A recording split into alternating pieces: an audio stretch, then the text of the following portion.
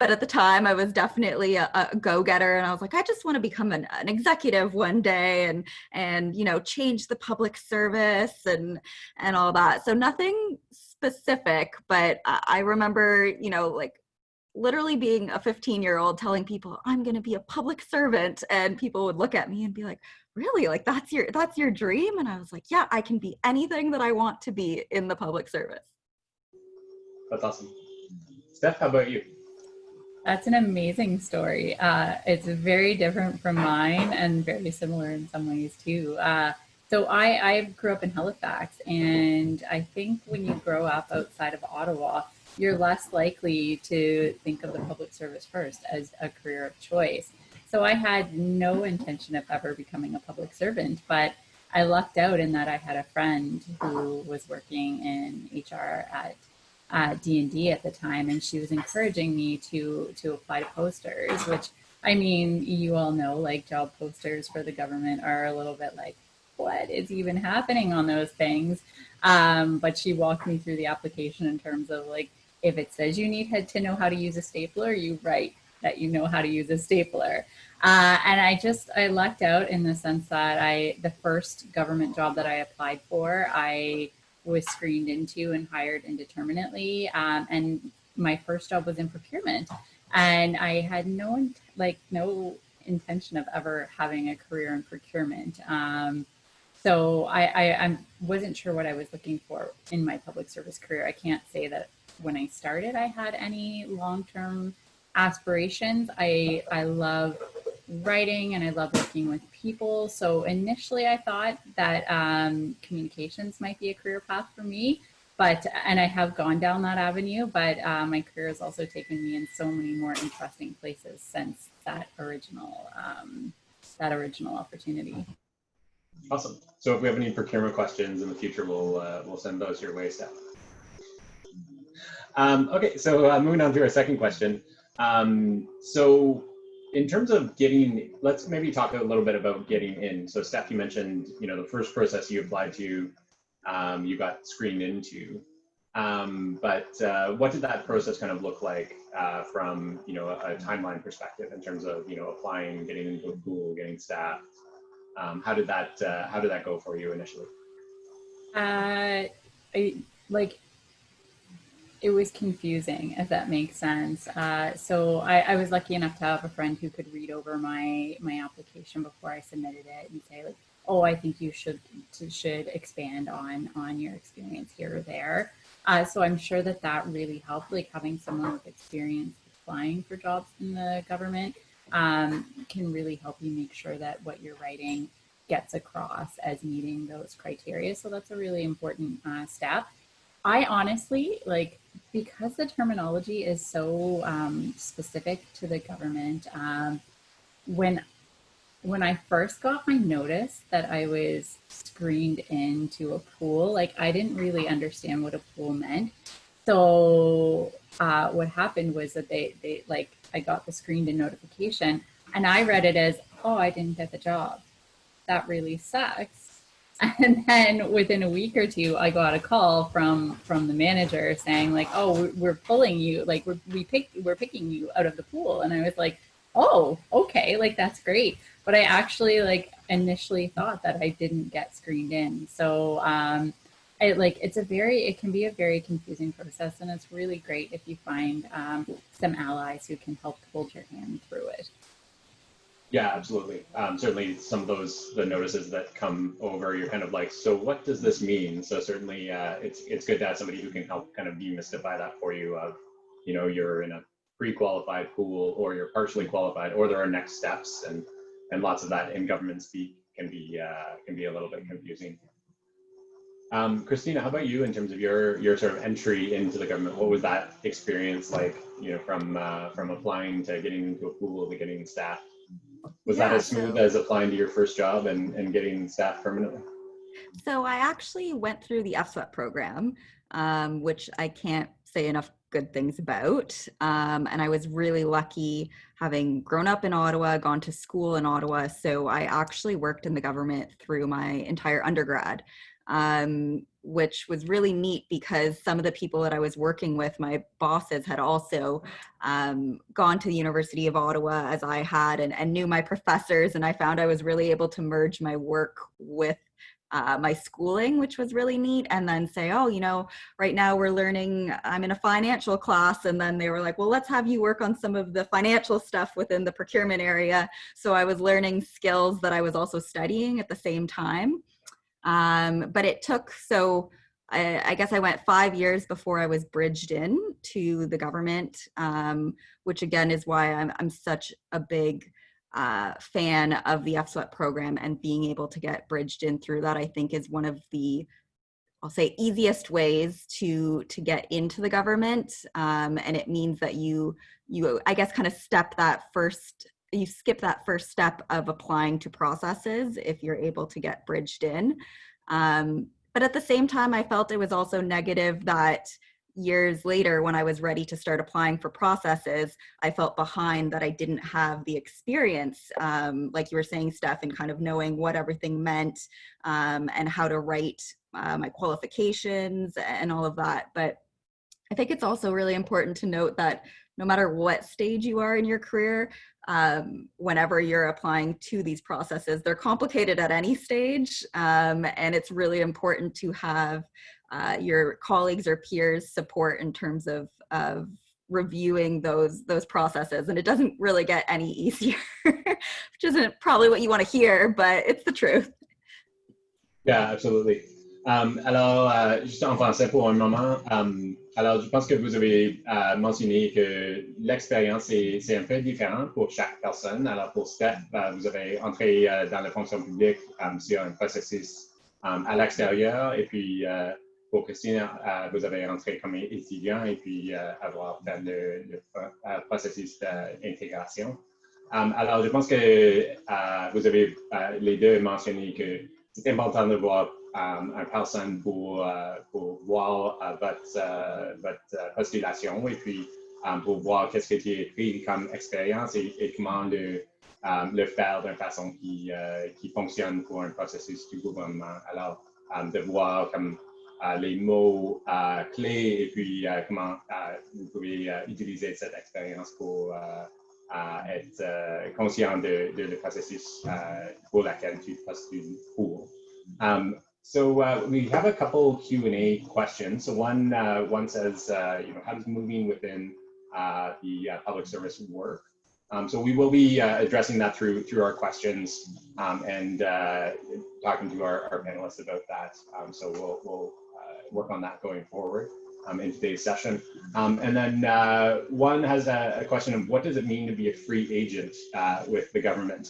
So maybe we can address this at this point and go to Steph for an answer on that, since I know application deadlines are ticking down, and I believe it's tomorrow is the closing date for becoming a free agent. Alors, Steph, si tu veux nous donner vos conseils comme être un agent libre, so if you want to give us some idea of what it means to be a free agent within the government, that'd be great. Sure. So the free agent program is a mobility program for indeterminate employees in the public service. And basically, you apply to the free agent program. It's a little bit of a different application process. So when we talk about those rigorous applications that are not always easily decipherable, the process for becoming a free agent is a little bit different. It's a more interactive, person-based process versus like experience-based process. So the screening questions are a little bit different. The application process is a little bit different. And the interview process is unlike anything you'll probably experience anywhere else in government. And then basically, if you become a free agent, you have an indeterminate, like substantive home in your free agent department. So my department is NRCan. So NRCan holds my indeterminate box. But then my job is basically to go out and find other jobs across the government of Canada. So I've never actually worked for NRCan. I work on project-based work, and I've been everywhere from ESDC to founding the policy community to the Digital Academy, TBS, OCRO. So it's really about putting some power back in the hands of employees to be able to kind of steer their own career and make their own job choices based on skill set and alignment with the work. Yeah, and that makes a lot of sense. ISED is currently hiring for their first free agent cell. So you can find details about that after, and maybe, I don't know if Marcella can post a link to the free agent Twitter account maybe in the webinar chat, and you can find more details there. Yes, actually, I see that's been posted, and so yeah, all the links are on there. And there was a question as well in the chat around how often do these free agent intakes happen. My understanding is they're usually every 6 months, but COVID sort of changed some plans in terms of when they happen. But Steph, do you want to talk about sort of the intake process? It's changed a lot since I started. So I've been a free agent for almost 4 years. So often you'll see callouts about twice a year, but I think like it's not necessarily 6 months apart. Sometimes it's like every 9 months. It just depends on if there's a new cell ready to be launched. For example, ISED is launching their new cell, and then based on whether or not the existing cells have had free agents leave, basically, and need to recruit more free agents to sustain the program. So it's kind of dependent, but usually you can look for callouts once or twice a year. And alors en français, pour les agents libres, l'information c'est sur le compte Twitter. Et puis, vous pouvez voir comment ça fonctionne, le processus de postuler pour devenir un agent libre. Et puis, d'habitude, ça se passe 2 fois par année, mais ça dépend des échéances par rapport à ce processus. Alors, ce n'est pas nécessairement à chaque 6 mois, ça avait dit. Alors, mais vous pouvez voir toute l'information sur le wiki et puis sur le compte Twitter qui est dans le chat. So Marcel has posted all the information there for the wiki and the Twitter account for the free agents. And tomorrow is the deadline. So if you're interested in applying, then certainly do that quickly. So I see we have one more question in the chat, and then we'll go back to our other list of questions. And this is again applying to a free agent. So what kind of work do you do as a free agent, and how much time does it take away from your work at your substantive position? So Steph, I believe you already kind of addressed that your substantive position is really a box. It's not necessarily something that you occupy and work at that substantive position. Really, you're kind of on permanent secondment to some extent. Would that be correct? Yeah, it's largely similar to a secondment. So I like whatever work that I'm doing, that is my sole focus at that time. And I think the work that you do as a free agent is very different from the work a different free agent will do, and it has to do with your skill set and what you're focused on, right? Absolutely, yeah. So we choose assignments based on what our career aspirations are, how they align with our skill sets and interests, and based on like we have people come to the free agent program to request free agents, but we also have full autonomy to go out and find our own assignments, which is what I've been doing for the past probably 3 years or so. Yeah. And I see we have one more question in the chat around does the free agent support individuals who want to be bilingual? And I believe that's pretty similar to anywhere else you are in government where language is supported, but lots of it is kind of up to you to take the time to develop your language skills. Yeah, so I would say, and I see that there's a question that's kind of related for me about what are the cons of being a free agent. And so I would say the one drawback once you've been in the program for a long time is that because you're moving around more often, it's harder to get that like more substantial development, like to find people who will invest in you to spend a fair amount of time or money in language training and things like that. That would literally be the only drawback, I would say, and it's workable. It's just that you have to work it into your contract. I'll put this out there because there seems like there's a lot of interest in the free agent program. So if anybody wants more information or wants to connect and learn about that experience, please send me an email or send me a DM on Twitter, And I'm happy to connect and share more information about how I've found the experience so far. That's great. Thanks, Steph. Okay, so we'll move back to sort of your career development. Christina, we haven't heard from you in a little while, so we'll switch over to you. So in terms of your entry into government and how your career kind of progressed, was it sort of what you expected, or what were some of the sort of takeaways from your first, sort of few years in government, and your journey? Yeah, so I think something unexpected for me was at one point I was working as a casual while I was still in university, and I actually got laid off due to budget cuts. And it wasn't something I really thought could happen, because I think when you think of government, you think that it's very safe. Of course, I wasn't indeterminate, but that really forced me to look at how important building a network was within government, and not only within your department, but I was lucky enough to have worked for someone that had moved to a different department and went to Canada Border Services Agency, and asked me then to move over there with them. So it was very lucky. But it was probably the first instance that really showed me, okay, the people that you work with, even if you're not working directly for them or with them, and the connections that you're making on an everyday basis are so, so important. And government is much smaller than you think it is. And you will continue to run into the same people throughout your entire career. Even Steph and I think it's been a few years since we had touched base on something. So it's a great example of that. Makes a lot of sense. Steph, how about for you in terms of your entry and what you expected and how it unfolded?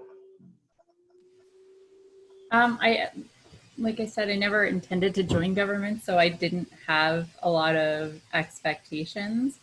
I was surprised, I guess, by the bureaucracy initially. It still continues to baffle me, but it is what it is, and there are some good reasons why in some cases there's bureaucracy. I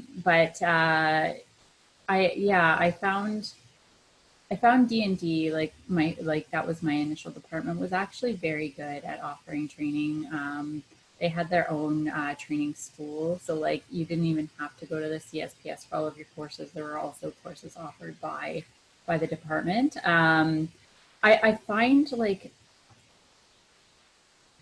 there's something that we need to do in terms of second language training to make it more accessible and feasible for more people, especially if we want a population that's representative of Canada. So I felt like I've found access to language training a constant barrier. And when we look at having public servants from clear across the country and representing our actual population, most parts of Canada are not bilingual, and in most parts of Canada, it's even difficult to have a good foundation in French in like your junior high, elementary, like all of that. So if I could say, I wish that there was stronger development in the GC. I wish there was a more holistic language training program that gave people more access to it. But I've also, on the flip side, found that there's no shortage of opportunities to learn, whether it's through pre-training or through connecting with other people, building those networks like Christina said. So there's always an opportunity to grow. And I think that that's a key component to being a good public servant, is to adopt that growth mindset and say, I'm always open to learning more, and every person I meet can teach me something. Yeah, absolutely. So moving on, so how do you gain competencies sort of no matter what level you're at? So Steph, I think you talked a little bit about language training, but how do you work on other competencies? And Christine, maybe we'll start with you for this question. Yeah, absolutely. So something that I have found very valuable is getting a mentor. So not only to help you find ways to gain those competencies, but they will really help guide you. And if you can find a mentor that kind of sticks with you throughout your career, I think that's really great. Someone recently shared with me one of their tips was also finding a mentor that's not in the same department as you, or at least not working on the same type of stuff as you, so that you really gain a different perspective.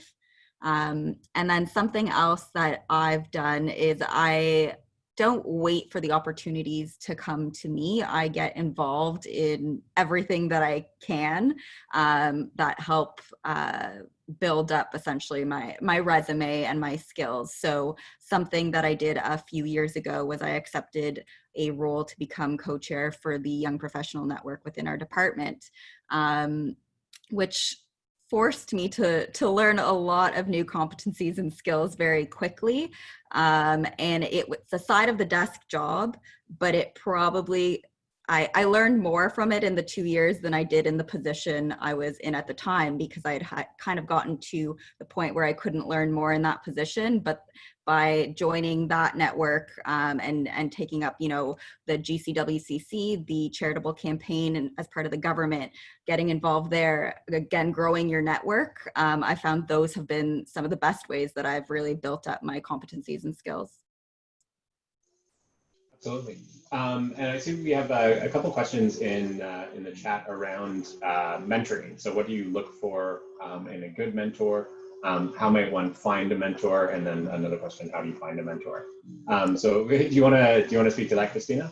Sure. So there's a couple of different ways. Your departments, if you are currently working in the Government of Canada, should have mentoring programs. Some of them have programs specific to if you're in an employee equity group, or if you're within SSE, we're working on one right now for women specifically. And then there's also, I believe on the GC Marketplace on GC Connects, there are places where you can post looking for mentors. Another piece of advice I had gotten recently was that you don't want your mentor to be more than about 2 levels higher than you. Because once, if you're talking to maybe a deputy minister about where you should be going next in your career, it might be a bit harder for you to connect on the issues that you're currently facing every day, because they probably aren't facing the same issues that you are, or haven't for a really long time. Absolutely.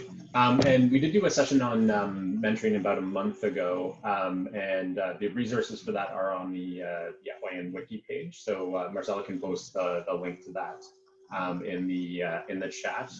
There's a presentation on there that you can look at, and basically similar advice to what you provided, Christina. Don't come in as an entry-level employee and seek to be mentored by a deputy minister. Because their experience is going to be very different from what you're probably looking for in terms of trying to understand the GC landscape, trying to figure out your path going forward. Steph, we'll go to you for the next question. So, how do you know where you want to go in government? So you started in procurement.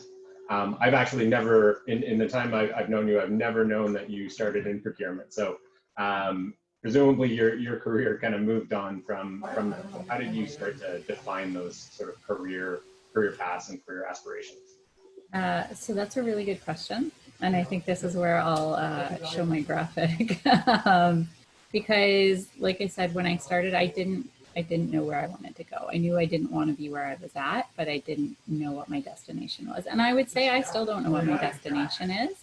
I heard some really great advice years ago from the president of the school at the time, who basically said, when it comes to your career, follow your nose.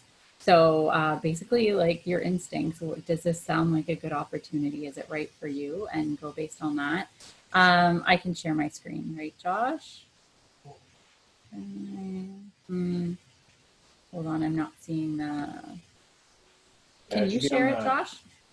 Should be on the bottom, the green button that is shared. Oh, here we go. I've got my. Okay. Okay. So can everyone see that? Yeah. Okay.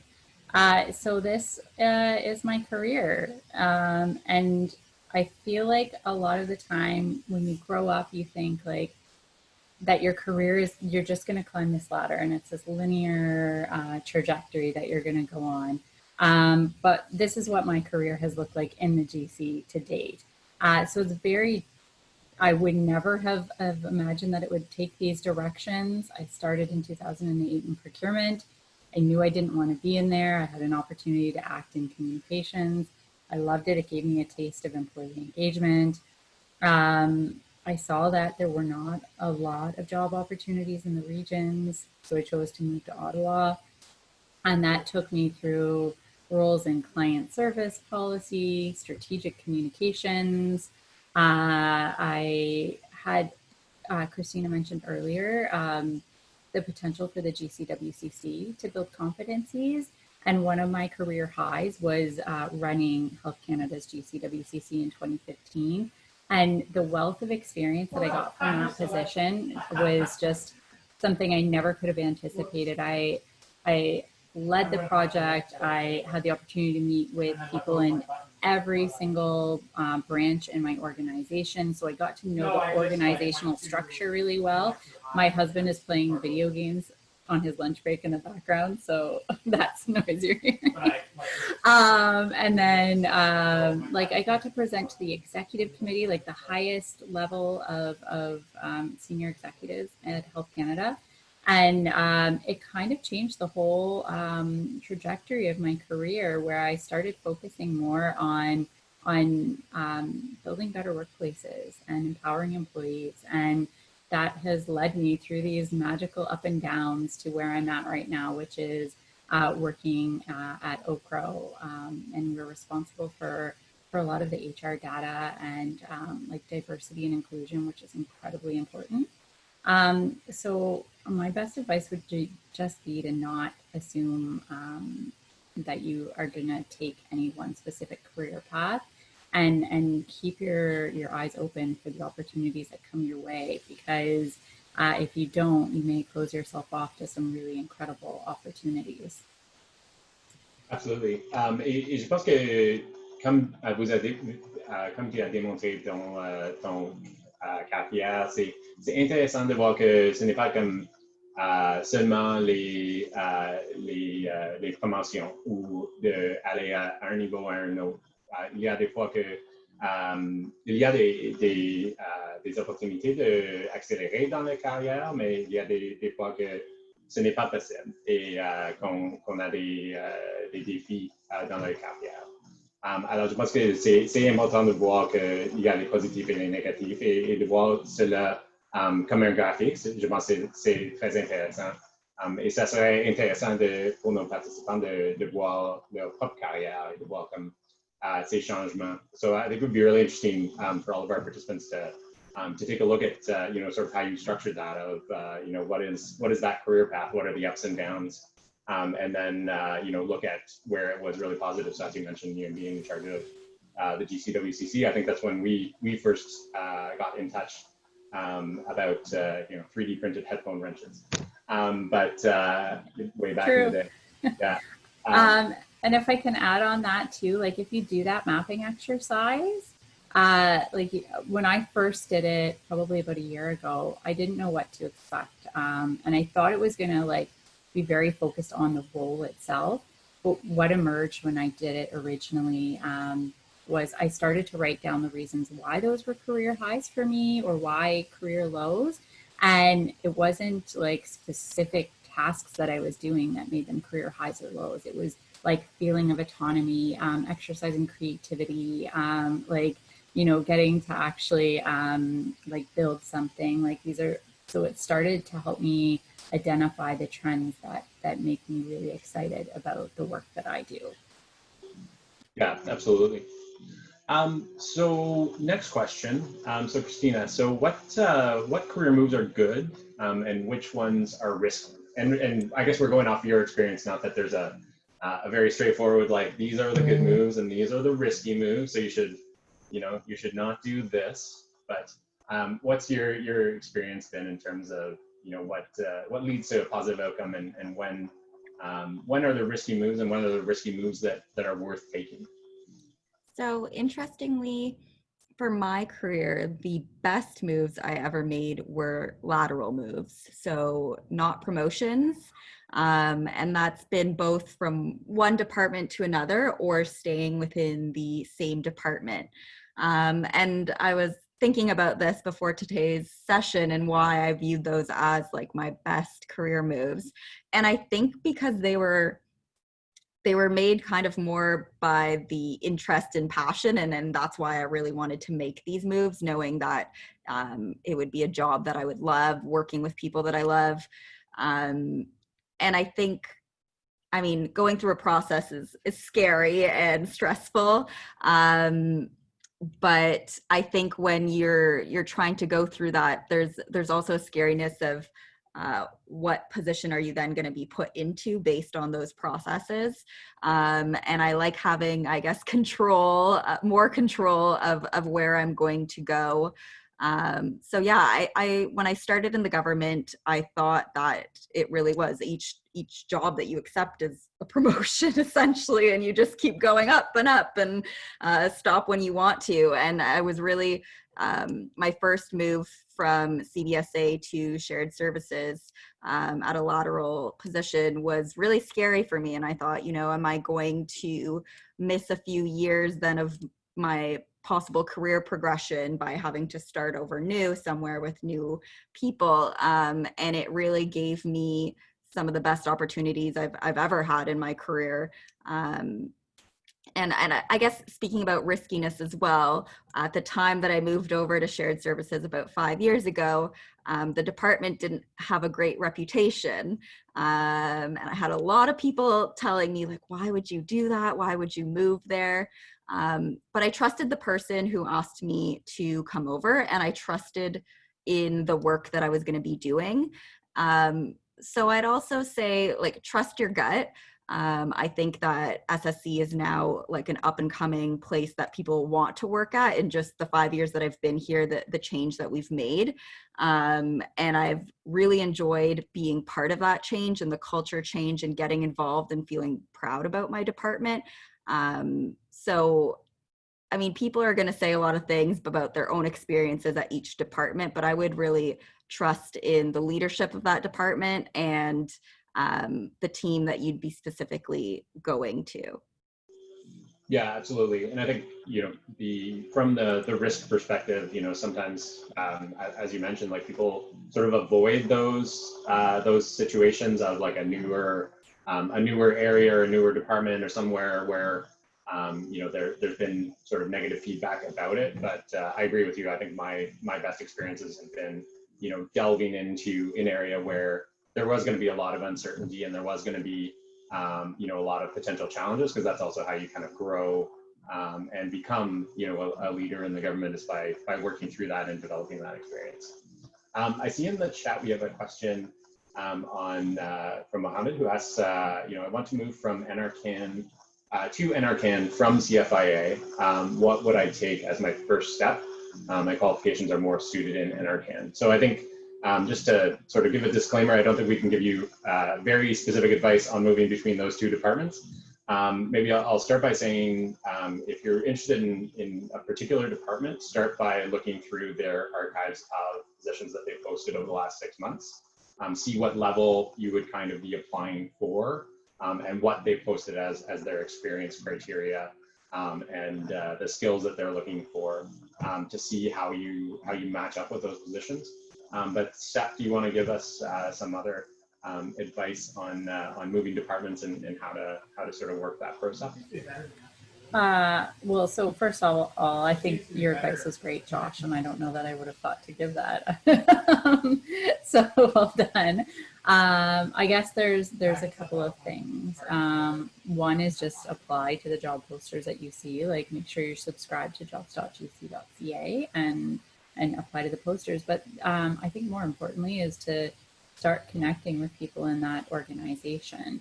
So if you don't already know people who work in NRCan, find out if any of the colleagues that you have do, and just like have virtual coffees with people and start to get to know the people in that department, because just knowing people sometimes is a good way to find a new career opportunity. The other option too is to look on, and I'm so woefully out of date at checking the GC tools, but there's a career marketplace, and often like you'll see micro missions posted for different organizations and things like that. So sometimes if you can get your manager's approval to go and work on shorter term projects in organizations, that can be a really good way to get your name known, get your skill set known, and hopefully find a longer term avenue into that organization. Absolutely. Christina, anything to add in terms of, trying to make a move between organizations and what to sort of do in terms of that process? Yeah, I think just building off of what Steph said, like micro missions are a great opportunity to kind of get your foot in the door. And I would also say build up kind of like your social media network and connect to people through that. So even LinkedIn, but as I'm sure we all kind of know, Twitter is quite large in the government of Canada. And that's a great way to almost like cold call people, connect with them through their DMs if you see that they work there. And the virtual coffee is one of the best pieces of advice I think we could give you. Most people will be open to it. And it really forces you to get out there, and then you also make new skills in terms of having conversations with new people and being able to, give your elevator pitch of who you are and what you do.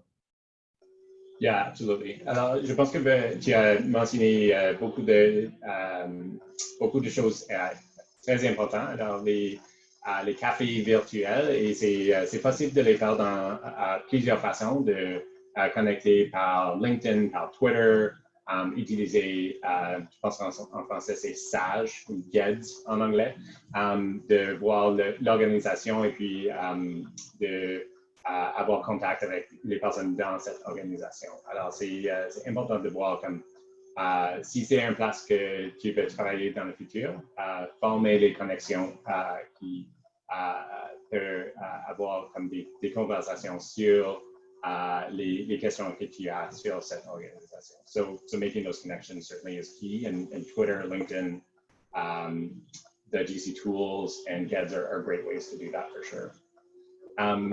So we have a question that's come up in the Q&A. So what is your first step when looking to make a move? Should you speak to your current manager? So Christina, maybe we'll start with you for this question.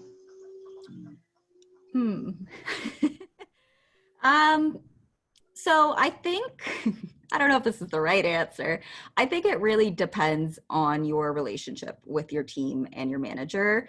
I can say right now, in my case, if I was missing something from my current job and looking to make that change, then I would definitely speak to my manager and see maybe if there's a way that I could gain those skills or that challenge where I am currently, or if she would be willing to, set up some virtual coffees for me to meet with other people and try to find my next move. I think I would also play off of the virtual coffee again in this instance. If you don't really know where you want to go next, meeting with people and just hearing what other people are doing across the government, I think there is so many interesting things happening that you would never know about unless you actually spoke to people. I didn't know my current job existed until I was working in an office next to the team doing my job. And I think that's where I've really learned a lot about other departments, other networks, and what people are doing. That makes sense. Steph, anything to add in terms of, what's your first step when you're looking to make a move? I'm with Christina on that being a really delicate situation. If we were in an ideal world with strong talent management culture, then absolutely you should have that conversation. Regardless, I think when you're having those like learning and development conversations with your manager, it's really important to talk about the skill sets that you want to develop or what you're not currently getting out of your current job. The extent to which you can be honest about moving is highly dependent on who you're working for. So it's hard to answer that question, but I do think that networking is a really great way to help you identify where you want to go and what you might want to do, and help you potentially identify ways to move that don't require lengthy job descriptions. I can empathize with anybody who's stuck in a job that that they're just not passionate about. Part of the reason that I love being a free agent is because I have been in a career where I felt like I was stuck in a little box and couldn't get out. I call it workplace claustrophobia. But I was able to move out of that because I took an informal opportunity that then extended into something longer term. But like if I had tried to get out the traditional way, it could have taken me a year, 2 years. Do you know what I mean? So do think outside of the box and start to build up all of the people that you know across government who can help you move to something that's right for you. Absolument. Et je pense que c'est un point important que tu as mentionné, que dans un monde idéal, c'est une discussion que tu peux avoir avec ton gestionnaire pour dire, OK, voici mes aspirations dans mon carrière, voici qu'est-ce que je pense que je peux faire dans le futur, et puis votre gestionnaire peut vous aider dans ce processus, mais ça dépend de ton gestionnaire. Alors, si votre gestionnaire, c'est plus sur tes tâches aujourd'hui et il n'y a pas de discussion sur ton futur, sur vos aspirations, sur votre futur dans le gouvernement du Canada, c'est plus difficile d'avoir ce type de relation, ce type de conversation. So definitely a good point, Steph, in terms of, really depends. In an ideal world, everyone would be having these as part of these kind of discussions about, where do you see yourself going in the future? And is that, in our team? Is that in another team? Is that in another department? Is that in a completely different sort of career going forward? So in an ideal world, everyone is having those conversations, but I think you brought up a good point. It really depends on your manager and if they're kind of supportive of those types of discussions and those types of moves going forward. Because I think they can be your strongest ally in an ideal world to help you figure out and make a move going forward, but definitely depends on that relationship. So next question. I think we've kind of covered this, but how did you define your career aspirations? So what were some of the things that you considered? And Christina, maybe we'll start with you. Sure. So at the beginning, I don't think I really knew, like we've said, but as I started taking on different roles, I thought about the things that made me really happy within those roles and what those were. So I really liked seeing the direct difference my work was doing for other people, whether it was internally to the government or externally. So CBSA provides services to Canadians and travelers, right? So working on some of the tech that was with it at the airports that you would see and use every time you come in and out of the country. So I could say like, hey, I supported and putting this together. And then now in my current role, we provide support to women in STEM across the government of Canada and even broader, working with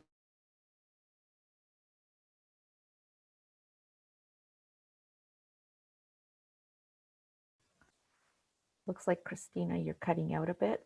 You're frozen. Okay, no worries. So Steph, maybe we'll go to you for this question. So in terms of defining your career aspirations, so what are some of the things that you considered? And I think maybe some of the things that people tend to consider in figuring out their career aspirations are do they want to be in a leadership position? Do they want to be a subject matter expert? What are the types of things that they're looking for?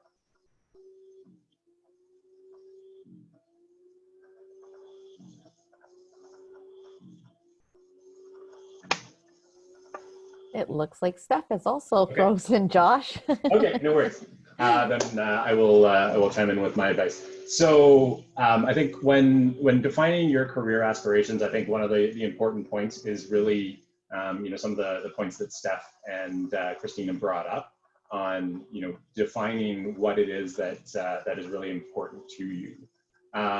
Defining whether that's autonomy, whether that's having a really defined set of tasks or a really sort of blank slate in terms of figuring out where you're going in your career. I think there are a lot of different resources that you can look at if you're kind of exploring this question. One that I found really interesting was the book Drive by Daniel Pink. So he talks about looking at a few factors that really drive employees. So autonomy, mastery, and purpose.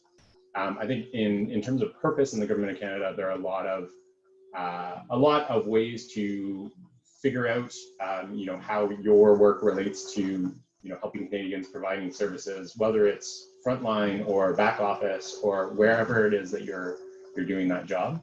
In terms of autonomy and mastery, I think autonomy is something that you figure out when you're in a role, whether you're getting sort of enough autonomy to do that job and feel like you're making a difference and not being sort of micromanaged.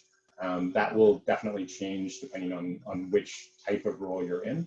And then in terms of mastery, are you in a role where you learned all the tasks on the first day, or is it a learning curve to develop those skills, develop those competencies?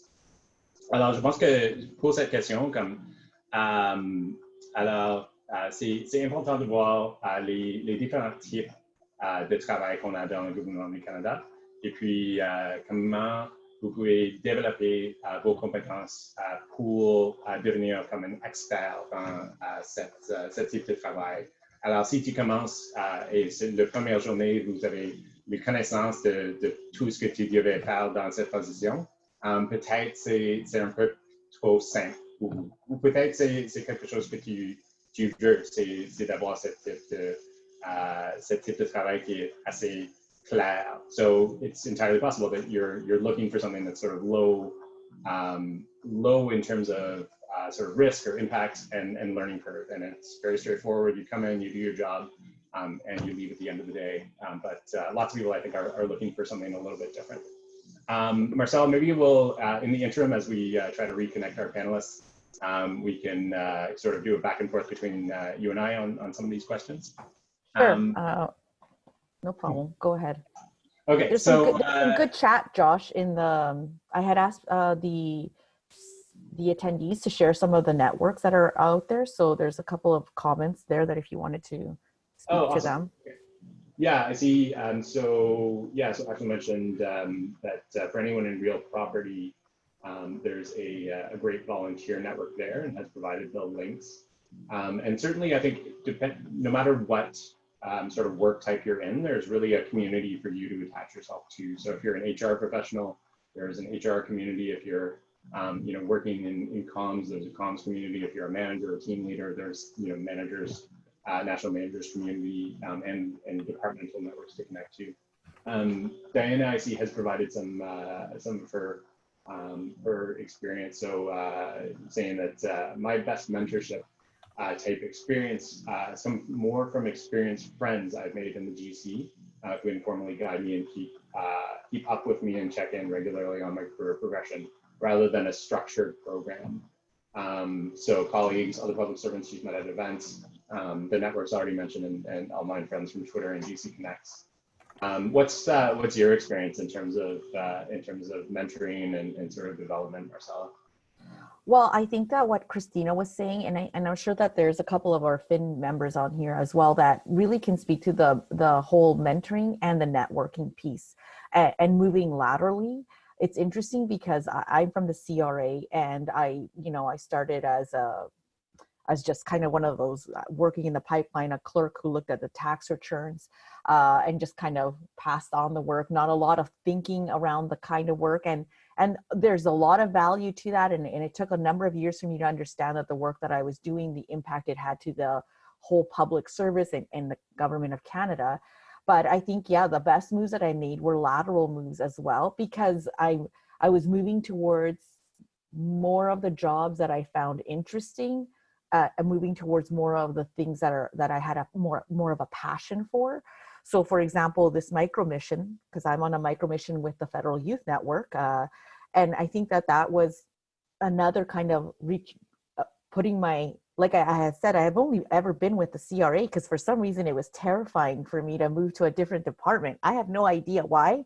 And I don't know if that's more true in the regions. I think that in Ottawa, there is a lot more fluidity around like moving from department to department. But but for myself, I found that yeah, like that the best moves were the lateral moves, and getting into training, getting into to facilitating courses, then management, managing people, and now this, which was it kind of this what I'm doing now, producing events, was kind of like managing people and facilitating and putting on learning events. So it's been a road like Stephanie's, and I found that exercise very interesting as well. Absolutely. And I think that's, you know, a lot of the advice that people tend to provide is the most interesting opportunities that people often find in government are those lateral opportunities or micro-mission opportunities. I've given a sort of career development workshop around, you know, how you prioritize things and how that's going to impact your decisions going forward. So I think if you're looking at your career and looking at a straight, you know, my priority is to get to the next level, then that means that lots of the other factors that you are looking at are going to drop off in terms of priority. And, you know, you might lose something in terms of, you know, the work environment or, you know, who you're working for if you're just kind of prioritizing that next step. Whereas you're able to be a bit more specific in terms of your intentions for your career if you're looking at a lateral move, or if you're looking at, you know, I'm taking a 3-month assignment, and then if I like it, I will stay, or I will look at a longer term sort of deployment, but I'm not under an obligation to stay and take that next move. I see Diana has provided some information. I believe she's involved in a Filipino public servants network, and yeah, and that's on Facebook, I believe. Yeah, so Diana, please feel free to share that link in the chat, and we're happy to have our participants join that going forward for sure. And Josh, I know that a lot of the participants had questions around the free agents, and I just want to once again kind of plug in that next week on the Thursday session, we're going to have actually a couple of speakers joining us from Talent Cloud, which is another kind of new way that the government is starting to staff, look for different kinds of skills. So I know that many of you were interested in the free agent as per the questions that we were receiving. So that would be a great session for all of you to also attend and see how staffing is kind of changing in the government. Yeah, absolutely. And just to reiterate that the free agent program, the process closes tomorrow. Et puis, vous avez mentionné que le programme du nuage de talent, on va avoir une séance sur cela la semaine prochaine. Et puis, c'est un différent type de recrutement et un nouveau système pour entrer dans le gouvernement ou trouver une nouvelle poste. Alors, c'est un peu plus différent et le temps de compléter cette processus, c'est aussi différent. So, Talent Cloud, as you mentioned, we'll have on next week, and really they're trying to try to change how HR works in the government of Canada, and to work on a 30-day timeline from start to finish for staffing, which would really be sort of game-changing, because I know my entry into government was, you know, I think I applied in February. I got tested in March, interviewed in June, and staffed into a pool in July and staffed 10 months after that. Yeah. So from start to finish, it was 20 months, something like that. And that's not uncommon really for many people in government. So I think Talent Cloud is really trying to sort of change that way that we look at staffing. And Cheryl had a comment about how she's an immigrant, normally promotion was recommended by a supervisor. How does it work here in the government? From my experience, Cheryl, again, I can't speak to everything. Most of your promotions you have to apply for. You might get like a short-term acting to kind of get a taste of that promotion. But for the most part, in my experience, I've always had to apply for kind of higher positions. I don't know, Josh.